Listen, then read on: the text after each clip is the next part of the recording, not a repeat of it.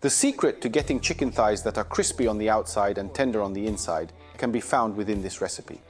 With the chicken in a bowl, I'll season it with oil, salt, and pepper.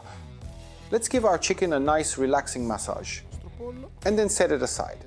And no preparation of oven-baked chicken thighs is complete without potatoes.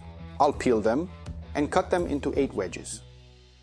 I'll transfer the potatoes to a baking tray lined with parchment paper and season them with oil, salt, and pepper. I'll give them a quick shuffle, and now I'll arrange the chicken thighs. We'll aromatize it with some thyme and rosemary. And now, to give our dish a little touch of heat and color, we're going to use some spicy paprika. If you don't like it hot, then the sweet or smoky kinds work just fine. The secret to getting chicken thighs that are nice and crispy on the outside but tender on the inside is all in the cooking.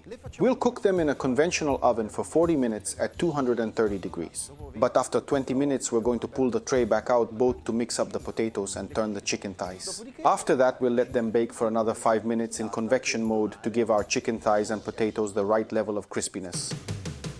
The chicken is ready. Smells amazing, you guys. Nice and browned how I like it. Now let's try it.